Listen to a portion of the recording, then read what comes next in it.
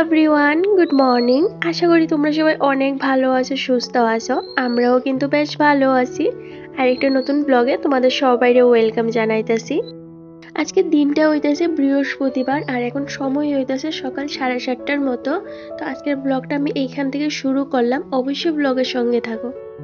সপ্তাহে 2টা দিনই আছে, যে 2টা দিন আমার প্রচণ্ড কাজকর্ম থাকে আর অনেকটা ব্যস্ততার মধ্যে দিয়ে কিন্তু সকালটা শুরু হয়। এই দিনটার মধ্যে আজকে একটা দিন, যেমন বৃহস্পতিবার। তো আজকে সকালবেলা ঘুম থেকে ওইটা একদম সকাল সকালে স্নানটা সাইরা লাইছি, মানে কইতে পারো কোনো কাজকর্ম এখনো করছি না। ঘুম থেকে ওইটা স্নানটা সাইরা ঠাকুর পূজাটা দিলাম। যত সময় ঠাকুর পূজাটা না দিমু অত সময় না কোনো কাজ করতে ঠিক মন বয় না। এই কারণে বৃহস্পতিবারে স্নান সারে ঠাকুর পূজা দিয়া তারপর আস্তে ধীরে কাজকর্ম শুরু করি। আর প্রতি বৃহস্পতিবারে পূজা দেওয়ার পরে একটু লক্ষ্মীর পাইচালিটা পড়ি। তো পূজা দেওয়া হয়ে গেছে গা, তারপরে বলছি এই যে রান্না করে এবার সকালের টিফিনটা করবো। আর আজকে আমার হাজব্যান্ডের ছুটিই আছে। তো চলো এবার সকালের টিফিনটা সারি, তারপর আস্তে ধীরে কাজ শুরু করবো। টিফিনটাও করা হয়ে গেছে গা, তারপর যে বাসন কটা বললো এই বাসন কটা ধুয়ে আয়ে পড়ছি। এই যে এবার ঘর দোয়ার গুছামু। কালকে কোনো কাজই করছি না, হঠাৎ করে না 2 দিন হয়েছে শরীরটা বেশি একটা ভালো না। এই কারণে রাত্রের দিকে বেশি কিছু কাজ করতে পারি না। তো যাই হোক, ঘরের অবস্থা না ভীষণ খারাপ হয়ে রয়েছে। তো চলো এবার আস্তে ধীরে ঘর দোয়ার পরিষ্কার করি।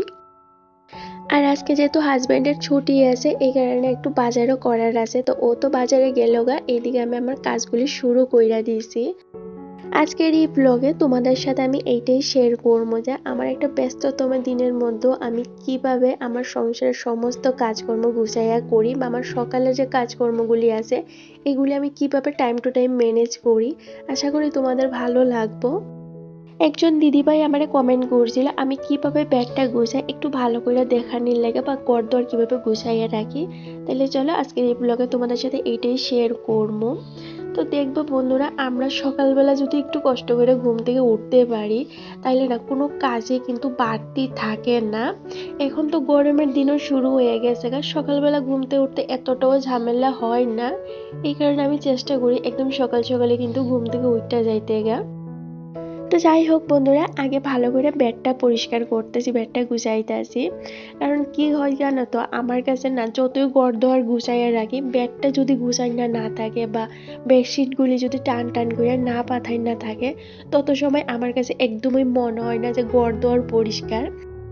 আর বেডশিটটা প্রায় 1 সপ্তাহ হইয়া গেছে গা, চেঞ্জও করা হয় না। তো এই কারণে আজকে সকালে বেডশিটটা চেঞ্জ করে আরেকটা নতুন ধোয়া বেডশিট পাতাইলাম। তারপরে এই যে বালিশের কাভারগুলিও চেঞ্জ করে এবার ভালো করে বেডশিটটা কিন্তু টান টান করে পাতাইয়া এই যে বালিশগুলি সুন্দর করে অর্গানাইজ করে রাখবো। আমার ঘরটা অনেকটাই ছোট, তারপরেও আমি কিন্তু প্রতিটা জিনিসের লাগে একটা পার্মানেন্ট জায়গা রাখি বা ঘরদোর গুছাইয়া রাখার চেষ্টা করি। এই তো বিছনাটাও গুছানি হইয়া গেছে গা, আর ব্ল্যাঙ্কেটগুলি তো উঠে রাইখা দিছি। তারপর একটা খেতা বাইর করছি। আমাদের না শীত গরম 12 মাসে একটা খেতা লাগে, এখানে একটা খেতা বার করলাম। আর এই খেতাটা আমার মা আমার বিয়ের পরে বানাইয়া দিছিল। তো যাই হোক বন্ধুরা, বিছনাটা ভালো করে গুছাইলাম। আর এই যে কয়েকটা কাপড় বাইরে আসিল, তো এগুলি দইয়া সেরে রেগের উপরে এমনি রাইখা দিছিলাম। তো রাখতেছি করে আর রাখাই হইতেছিল না, তো এখন রাইখা দিছি আবার শোকেজে। এগুলি বাইরে থাকলে না দেখবা জিনিসপত্র যেমন আমি ঠিক জায়গা দিতে পারি না, জায়গার জিনিসটা যদি জায়গায় না থাকে তাইলে দেখবা ভীষণ অসুবিধা হয় কাজ করতে।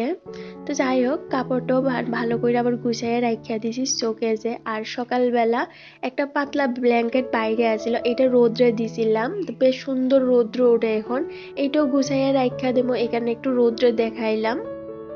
আর এই যে ব্যাগটা দেখতেছো বন্ধুরা, এই ব্যাগটা না আমার একটা এক্সট্রা ব্যাগ। এইটার মধ্যে আমার ঘরের যত এক্সট্রা মশারি আছে বা অন্যান্য যে কাপড়গুলি আছে যেগুলি আমার ডেইলি লাগে না, এই ব্যাগটার মধ্যে ঢুকাইয়া সেটা এই যে এই ট্রলিটার উপরে আমি রাইখা দিয়েছি। তার উপরে একটা ব্লাউজের পিস আছিল আমার কাছে, এইটা দিয়ে রাইখা দিয়েছি। এখন কিন্তু দেখতেও ভালো লাগতেছে আর জায়গাটাও কিন্তু অনেকটা ক্লিয়ার হয়ে গেছে গা। তাইলে চলো এবার যে কাপড়গুলি আছে কালকে রাত্রে বাস করতে পারছি না এইগুলি বাস কইরা রাখি।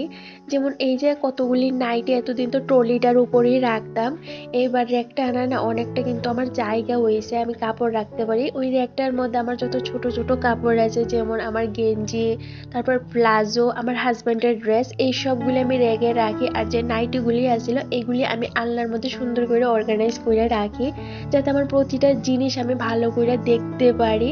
আর হয় না অনেক সময় দেখবো একটা জিনিস টান দিলে তিনটা জিনিস পইরা জায়গা, তো এইটা যাতে না হয় এই কারণে আমি সবসময় জিনিস কইটা কিন্তু একদম সুন্দর করে অর্গানাইজ কইরা রাখি। এই তো ঘরদর ভালো করে গুছানি কমপ্লিট হয়ে গেছে গা, এইবার সকালবেলার যে ডাস্টিংটা আছে এইটা করবো।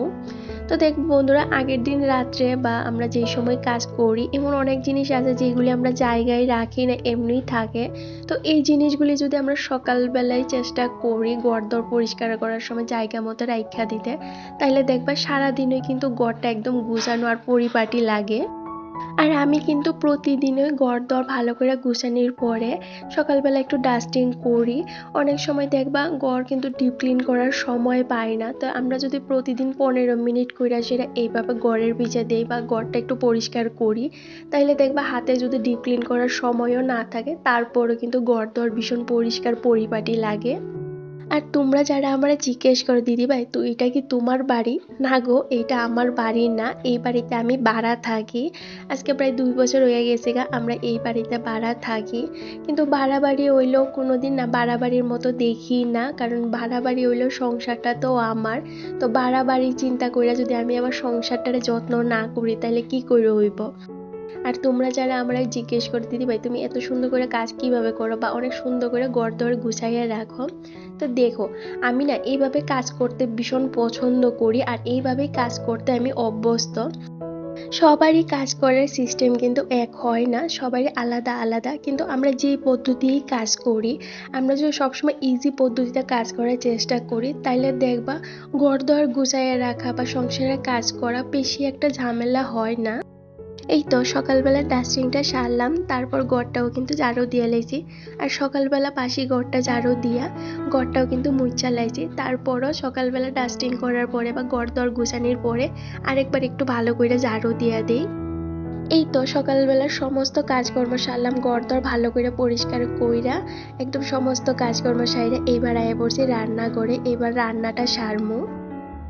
আর আজকে রান্না করতেছি খাসির মাংস। তো হাজব্যান্ড যখন বাজার থেকে আইছে আমি সমস্ত জিনিস কিন্তু আগেই রেডি করে রাইখা দিছি যাতে রান্না করার সময় আমার কোনো ঝামেলা না হয়। আর আজকে রান্না করতেছে আমার হাজব্যান্ড, আমি শুধু হেল্প করতেছি। আর সমস্ত জিনিস যেহেতু আগেই রেডি করে রাখছিলাম এখানে রান্না করার সময় এতটাও ঝামেলা হইতাছে না, আজকে ওই রান্না করতেছে। তো খাসির মাংসটাও কিন্তু বেশ ভালো হয়েছিল।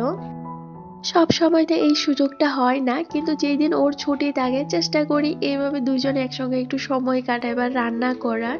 আর দেখবা সব সময় যে মন ভালো করার লাগিয়া বাইরে কোথাও যাইতে লাগবো এমন কিন্তু একদমই না। এইরকম ভাবে ঘরের মধ্যেও একটু সময় কাটালে দেখবা মনটা ভীষণ ভালো থাকে। তো যাই হোক বন্ধুরা, এই পর্যন্ত যদি কোনো বন্ধু আমার ভিডিওটা দেখে থাকো আর যদি একটুও ভালো লাগে অবশ্যই চ্যানেলটা সাবস্ক্রাইব করে দিও আর একটা লাইক একটা কমেন্ট করে কিন্তু জানাইও কেমন লাগছে। এই তো রান্না বান্নাটাও সারলাম, বেশি কিছু রান্না করার আছিল না, খাসির মাংস করলাম আর কালকে রাত্রে ডাল করছিলাম, ডালটা গরম করছি, বাস এইটুকুনি। তো বেশি একটা সময় লাগছে না, রান্না বান্নাটাও সারলাম। তারপর এই যে এখন রান্নাঘরটা ভালো করে পরিষ্কার করবো। তো রান্না করার পরে কিন্তু আমি সঙ্গে সঙ্গে রান্নাঘরটা ভালো করে পরিষ্কার কইরা লাই। আর রান্না করার পরে আমার না এত একটা ঝামেলা থাকে না যে বাসন কইটা পড়ে, ওই বাসন কইটা কিন্তু আমি রান্না করার সাথে সাথেই ধুইয়া লাই। এই কারণে রান্না করার পরে বেশি একটা ঝামেলা থাকে না, শুধু গ্যাস কাউন্টারটা আর এই যে ওয়ালগুলি রেকগুলি এগুলি ক্লিন করলেই হইয়া জায়গা। আর রান্না করার পরে যে জিনিস যেইখানে থাকার যেমন মশলার কৌটা তারপর যে বাসন কইটা এগুলি কিন্তু আমি জায়গা মতো রাইখা দিই, তাহলে কাজ করতে দেখবা ভীষণ সুবিধা হয়। আরেকবার যখন কাজ করতে যাবো তখন দেখবা জিনিসগুলি এলোমেলো হইয়া থাকতো না আর কাজটাও কিন্তু খুব ইজিলি তাড়াতাড়ি হইয়া জায়গা। তো যাই হোক বন্ধুরা, এই তো রান্নাঘরের সমস্ত কাজকর্ম সারলাম, বেশি সময় লাগছে না, 10 মিনিটের মধ্যে কিন্তু আমার রান্নাঘরের সমস্ত কাজকর্ম কমপ্লিট হয়ে গেছে গা। কারণ আমি সঙ্গে সঙ্গে কাজ করতে পছন্দ করি, এই কারণে কিন্তু আমার এত বেশি সময় লাগে না। তো এবার ঘরের দরজা জানালাগুলি লাগাই দিয়েছি, তারপর শাড়িটা চেঞ্জ করলাম, ফ্রেশ হইলাম। দুপুরে খাওয়া দাওয়াটাও কিন্তু আমাদের হইয়া গেছে গা। আর এখনের সময় হইতেছে ওই 4টার মতো। তো খাওয়া দাওয়ার করার পরে যে বাসন কইটা আছিল ওই বাসন কইটা ধুইলাম, তারপরে একটু রেস্ট কইরা এই যে আয়ে পড়ছি এখন গাছে একটু জল দিতে। আর আজকে যে তোমরা আমার এই সাজানো গোছানো ছোট্ট সংসারটা দেখতে পারতেছ, এইটার পিছনে কিন্তু অনেকটা ভালোবাসা, অনেকটা পরিশ্রম আমার। আমি সবসময় এইটা মানি যে এই কাজটা এখনো করলে আমিই করবো, একটু পরে করলে আমিই করবো। তার থেকে ভালো সঙ্গে সঙ্গে যদি আমরা কাজগুলি কইরা রাইখা দেই, তাহলে হাতের কাজটাও শেষ হয়ে যায়গা, আর আমরা নিজেরা লেগে কিন্তু একটু সময় পাই। তাইলে চলো তোমাদের এইবার আমার ছোট্ট ঘরটা একটু ঘুরাইয়া দেখায়। এই যে এইটা হইতেছে আমার লিভিং রুমটা। লিভিং রুমের মধ্যে ঠাকুর ঘরটা রাখা, যেটা তোমরা দেখতেই পাও। আর এইটা হইতেছে আমার বেডরুমটা। তো বেডরুমটা ছোট হইলেও চেষ্টা করি সবসময় সুন্দর করে অর্গানাইজ করে রাখার। আর প্রতিদিন যেহেতু আমার একই কাজ করতে লাগবে, আমি যাতে প্রতিটা কাজ খুশি মনে করতে পারি, তাইলে দেখবো কাজগুলিও ভীষণ সুন্দর হয় আর হয়ও তাড়াতাড়ি। এইটাই আছিল আজকের ব্লগটা। যদি ভালো লাগে অবশ্যই কিন্তু চ্যানেলটা সাবস্ক্রাইব করে দিও, আর একটা লাইক একটা কমেন্ট করে কিন্তু জানাইও কেমন লাগছে। তো আজকের জন্য টাটা, দেখা হইব নেক্সট ব্লগে। সবাই অনেক ভালো থাকো।